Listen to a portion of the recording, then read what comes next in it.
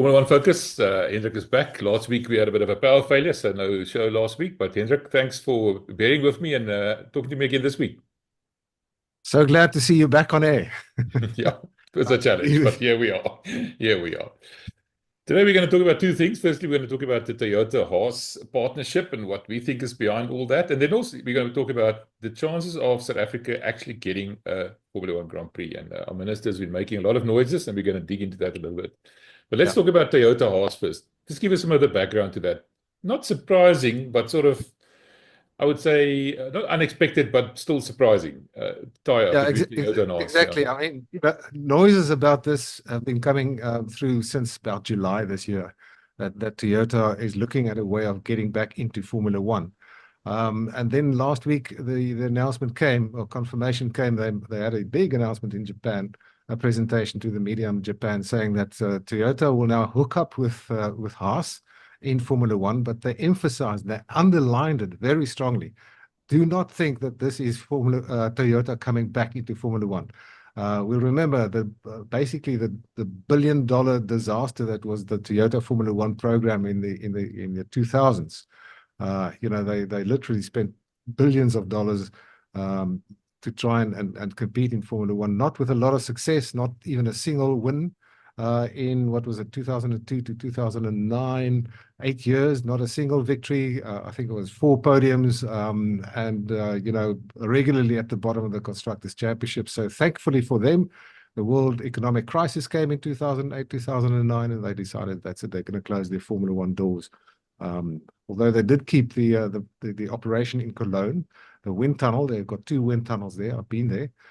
Very impressive. And those wind tunnels have been active in Formula One, used by various teams, including the likes of McLaren, for instance. So what basically has happened now is that Toyota has gotten into what they call a technical partnership with the Haas Formula One team.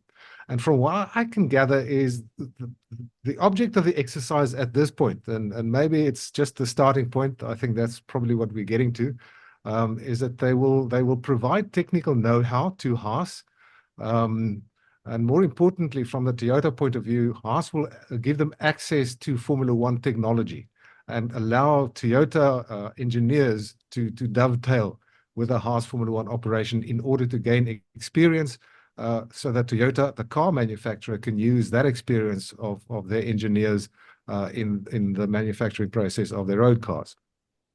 So basically what they want to do is they want to get they want to get access to Formula One and Formula One technology from the Toyota point of view. From the Haas point of view, they're going to, obviously get more personnel, more people involved from the Toyota side. And one of the things that Toyota will do for Haas is they're going to build them a state-of-the-art simulator, which they don't have at the moment. And it will also be a path for young drivers, apparently, from Japan to be able to test Formula One machinery, the Haas older Haas cars, or even the latest Formula One cars in test sessions. So it's a kind of a two-way street for both Haas, and obviously that's what a partnership is all about. Two-way street where both will benefit from the expertise of the other. Is that a doorway for Toyota to return to Formula One? Not at the moment. I think I cannot see it happening in the short term to the medium term, but clearly I think they are positioning themselves in the case of an opportunity opening up. So, I see Ralf Schumacher has said that that clearly indicates that Haas is for sale. That may well be. I don't know. But what we are seeing now is similar to the situation at Alpine, where the guys from High-Tech have moved in. That's also a possibility that could open the doors for Alpine to be sold. I think probably what Gene Haas is probably doing is waiting for his team's valuation to get to the $1 billion mark and then sell it to whoever wants to buy it, and Toyota will be in an excellent position to do that. I'm not sure that they are going to get fully involved in Formula One again. They burnt their fingers badly last time. As I said, it cost them billions for very little return. I'm not sure that they will be able to or willing to run that risk again. I think I read an article the other day where it said the way that Haas got into Formula One was the quick and easy cheap version. They got the Lara to design or manufacture the car. They're using Ferrari's facilities. They're using Ferrari's wind tunnel. They're actually based on Ferrari's premises. They're using its personnel seconded by Ferrari. But what that means is an engine and gearbox as well. Yeah, but what it means is that it devalues the team in terms of what is valued at you that you can sell it for, because it doesn't have all those capabilities. And maybe this is part of the planning to get this kind of manufacturing facility or something, get towards that where you just said, well, maybe the team can be worth more and they can actually sell it. I read an article by an esteemed Formula One journalist that said Renault made the decision to withdraw. It's not official yet, but he knows what he's talking about, and you know who I'm talking about, yeah, and we're not going to mention his name. He said Renault's going to be sold, and it's going to probably be sold to high tech, like you said. They moved in there. That makes sense. Toyota might say, yeah, they want to open a pathway for young drivers, whatever. This is not a philanthropic organization. They're not there to build dreams for young drivers. It's not what they're in business for. They're in business to make money. And I think that, that's where they're going to. It might all be, moonshine and roses at the moment, but give it 3-4 years, 2028, like GM, maybe coming into Formula One of an engine. Who's to say Toyota can't do that? Yeah. I know they said we're not back, but I think that, to me, that makes sense. It's relatively simple to come into Formula One as just an engine supplier, because you will be able to find somebody that will want to use your engine depending on what the price is. It's not that easy to come in as a full team. In other words, for, let's say, a Toyota to take over the operation that Haas has at the moment. For that, they will have to obviously, get rid of the Ferrari connections. It's going to be a huge move for them. It really is, because Toyota doesn't even remotely have an engine that they could use as a basis for a Formula One engine. And if they start now, it's far too late for 2028. It's a 3 to 4 year run-in period for an engine, Formula One engine, to be in a usable situation. So yes, I'm not going to say it's never going to happen. I will be surprised if it happens soon, but I will not be surprised if it is the start of a process that in probably in 10 years or so we will see a Toyota back in Formula One. I think in 10 years from now, Formula One is going to look completely different anyway. Yeah. So ages away.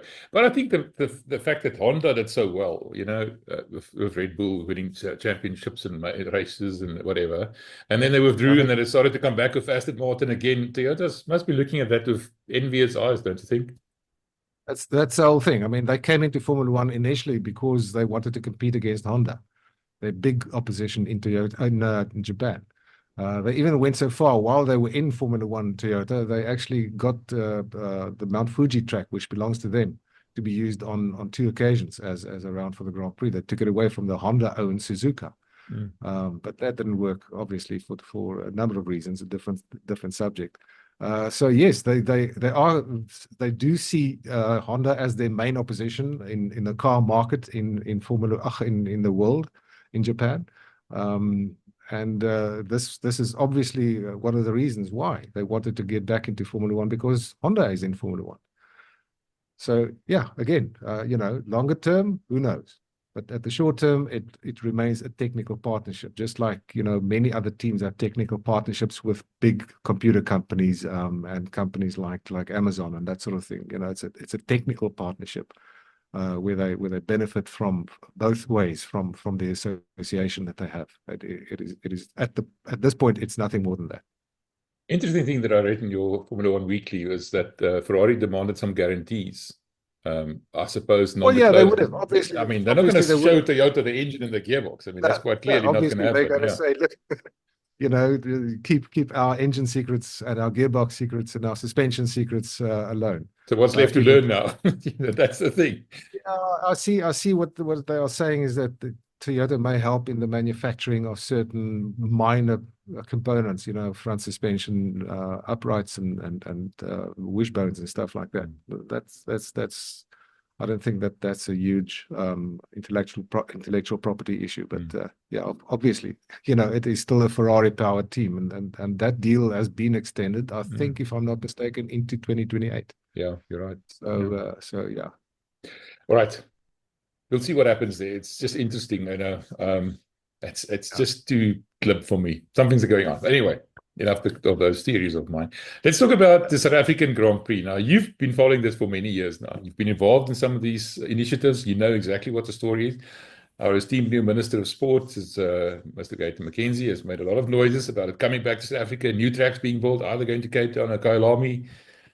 What's really going on there? Tell us about it. Well, let me first of all say, nobody would like to see a Grand Prix in South Africa more than me. So let's take that as a starting point. And well, we can argue who wants it more, but it doesn't matter. And so let's take that as a starting point. I'm not saying that we should not get one.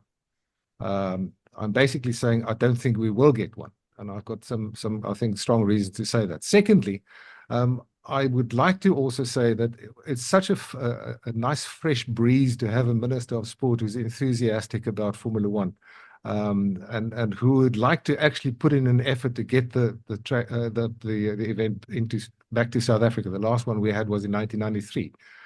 And there's been a number of efforts over the years to get a Grand Prix back to South Africa, and for various reasons, all of them failed. But at least now, and we haven't had this before, we've got a government minister that is actively trying to push to get us back onto the Formula One calendar. So thank you, Mr. McKenzie, and I really hope that you succeed. I do not think you will, however, but I appreciate the fact that you're putting in the effort.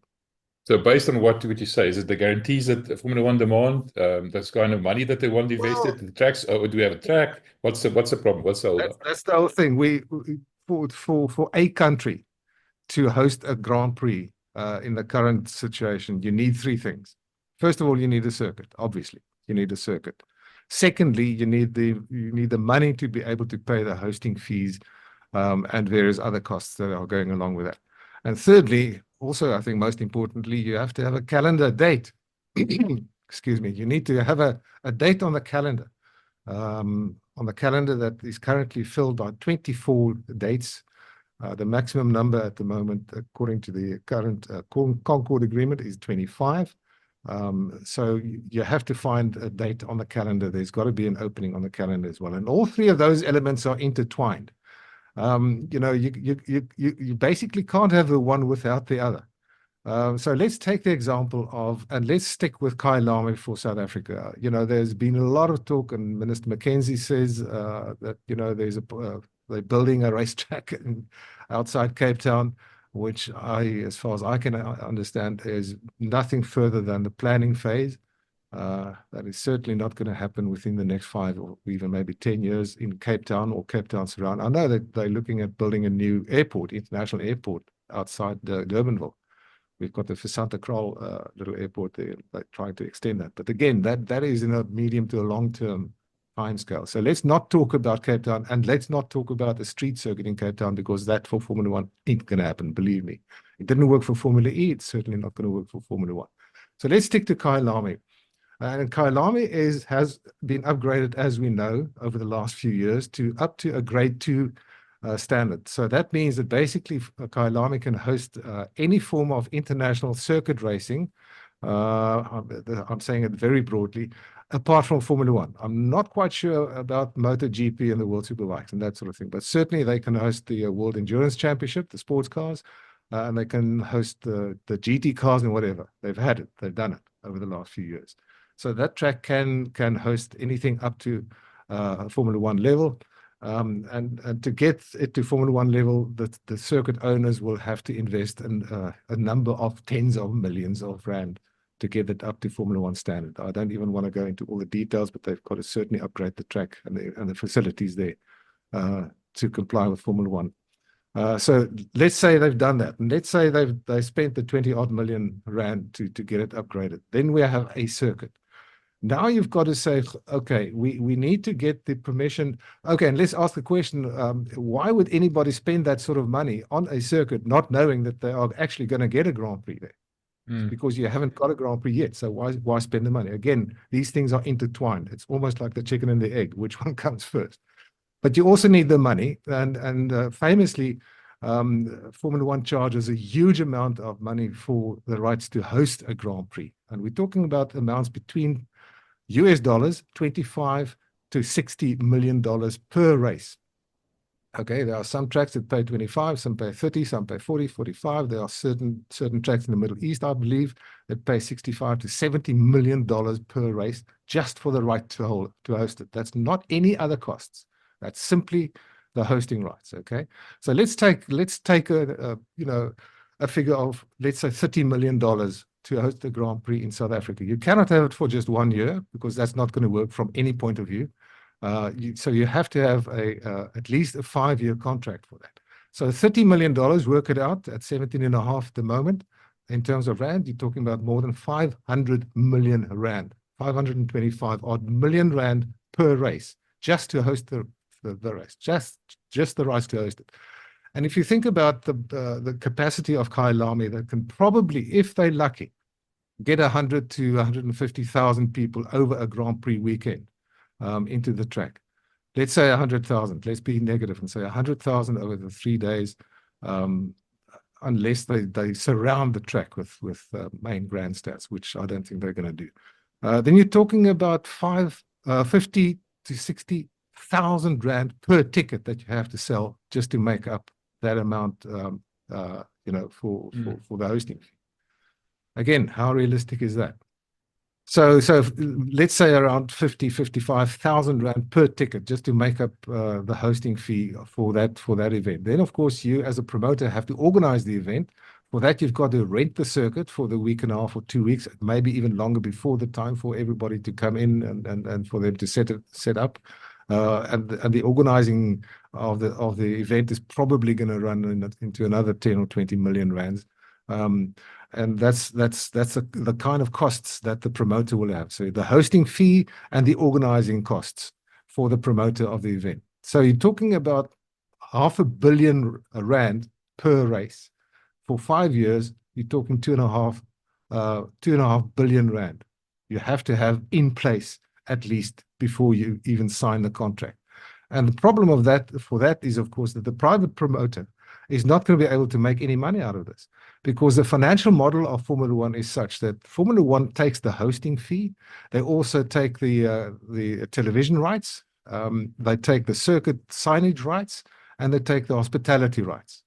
So the only source of revenue for the promoter is the gate, the tickets that they've got to sell. So you've got to put out per year 500 million rand. And to be able to get that, you've got to sell your tickets at 50,000 rand plus per ticket. Then you've only paid the hosting fee. So it certainly doesn't make sense from a financial point of view for a private company to be able to promote this. And therefore, just like in the vast majority of cases on the calendar, the state will have to come in and at least fill the shortfall, guarantee the shortfall, or at least guarantee the entire cost. Because from a government point of view, it makes a lot of sense to host a Grand Prix because of the financial, the financial implications, the economic implications, spin-offs, the fact that you are elevated as a country to the top 20 in the world in Formula One hosts. So there's a lot of benefits from the country's point of view, and therefore you can probably make a case for the state to come in and carry some of these, if not all, the costs. And I'm just very skeptical that the state South African government, whether you're talking about the local, the municipal, or the provincial, or the national government, to come in and carry that sort of costs, those sort of costs, when there are so many other higher priorities financially in this country. I simply cannot see that happen. How are you going to sell that idea politically to the rest of the country that do not give a rat's ass, as they say in America, about Formula One, an elitist sport, if there is any, an elitist sport for a very small, relatively small audience in terms of the number of people who are likely to attend or to watch or will be interested. So it's simply politically not working. Now, you haven't got a calendar date. You've got all the money, you've got the track. Now you still need a calendar date. We know that there are 24 races. They are all fully subscribed. Some of them are running out maybe in the next year or two. Most of those whose contracts are running out want to extend it because it works for them, because the state pays for them.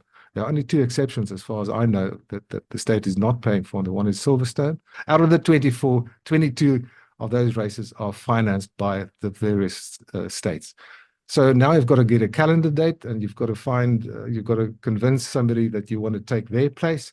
There is theoretically another position open, a 25th race that could happen depending on the time of year, all kinds of things. So those are the factors that I reckon, MV, are the factors that will make it extremely difficult. I'm not going to say it's not possible, but extremely difficult and very unrealistic to bring a Grand Prix to South Africa in the near future. So, Mr. Mackenzie, I wish you all the best. I certainly hope you can pull it off. I don't think you will. Those are the reasons why.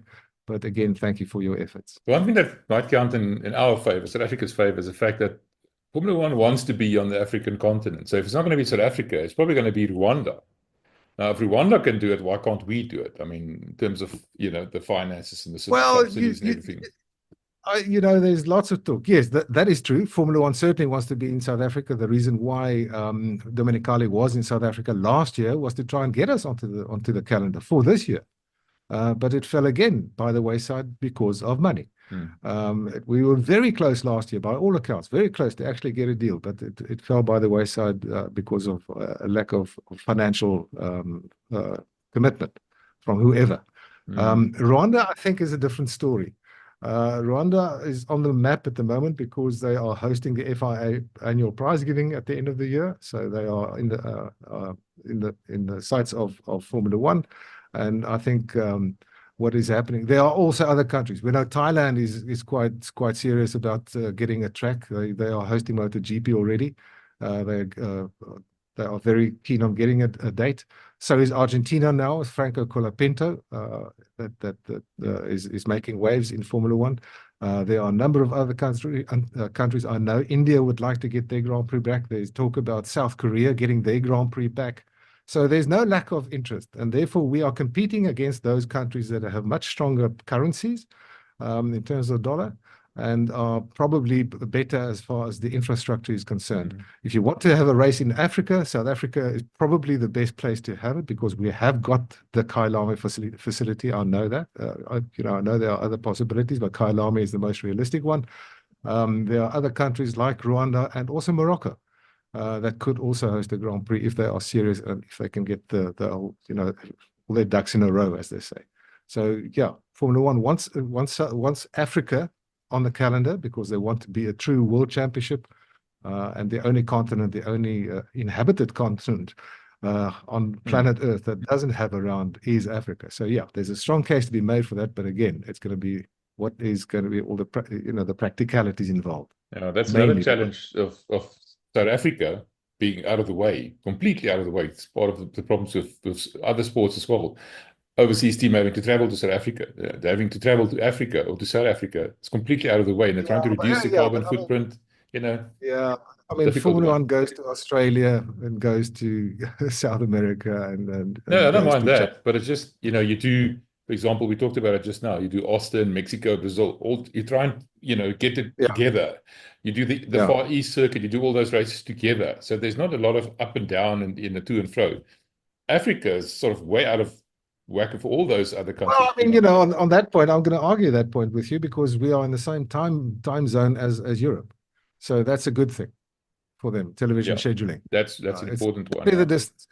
Simply the distance from, let's say, from Europe, from their home bases down to Africa, down to South Africa. But that's, what is it, a 10-hour flight? It's really not that much. It's not as far away from Europe than Australia, for instance, and Las Vegas. So yeah, I think there are a lot of, if money was not an object, we would have had a Grand Prix already. There's no question about it. Money was not the problem. We would have had a Grand Prix in this country long ago already. After, shortly after 1994, I'm pretty sure, with the new political dispensation, we would have had a Grand Prix. It would have all been part of the new deal, so to speak, that the world would have made with South Africa. We were brought back into all other sports. And if money was not an object, we would certainly have been in the Formula One world as well. We talked about the upcoming races just now before we start recording. That's America, Mexico, and Brazil, like I mentioned, and in Las Vegas just after that. The triple header, then 2 weeks off, then another triple header. But the time zones are completely different. And when you talked about South Africa being in the right time zone, that's a very important point that we mustn't forget, because all the races in America, if you want to watch it in Europe, you have to be late at night. Yeah. It's very difficult times to actually get people to watch the races. Absolutely, and let's not forget that the Las Vegas race takes place late at night on their their time zone, because they are on the far west of America. Sunday morning, 8 o'clock South African time. It's Saturday evening their time, Sunday morning South African time. But let's just quickly, this weekend's Grand Prix, the United States Grand Prix at Austin. We must remember that it's a sprint race as well, sprint weekend. So there's only one practice on Friday evening, and that's at 7:30. And then you've got the sprint qualifying at 11:30 on Friday evening South African time. You've got the sprint race at 8 o'clock on Saturday evening South African time. You've got the qualifying for the Grand Prix on Sunday morning or midnight Saturday evening South African time, midnight to 1 o'clock in the morning. And then the race itself on Sunday is at 9 o'clock South African time. And, the other, Mexico and Brazil are going to be very similar times for South African viewers as well. So the next 3 weeks, we're going to have late evenings, and then 2-week breaks. And then they're going to Las Vegas and Qatar and Abu Dhabi, which will be more normal our time, except as I say, Las Vegas will be 8 o'clock on Sunday morning.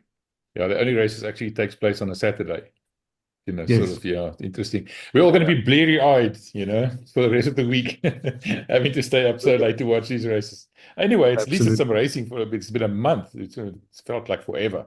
Yeah, I'm looking forward to this weekend's race. I'm looking forward to see what Liam Lawson can do.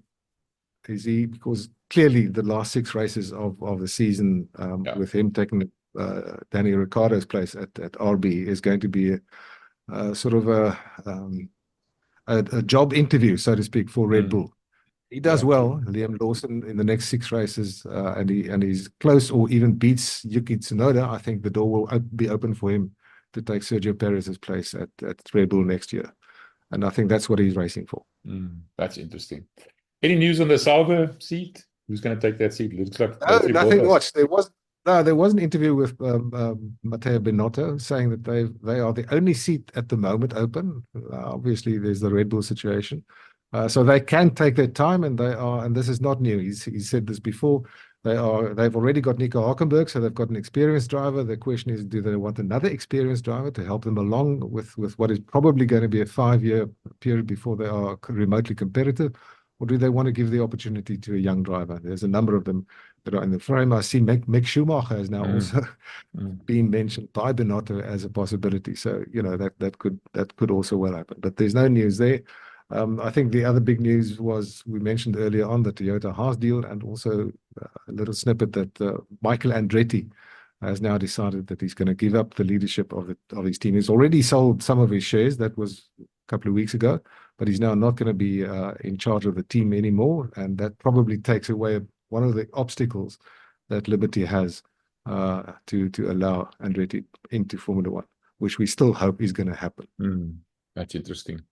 Next time we can talk about that a bit more, when we've dug into it a bit more. Depending on what happens this weekend. Yeah, that's what I'm saying. We have to see how it plays out, because a lot of ups and ifs and buts now. Yeah, absolutely. All right, Hendrik, thanks, man. Appreciate it. We'll talk again next week, right in the middle of a triple header. Thank goodness for that. Yeah, absolutely. Looking forward to that. Cheers. And cheers.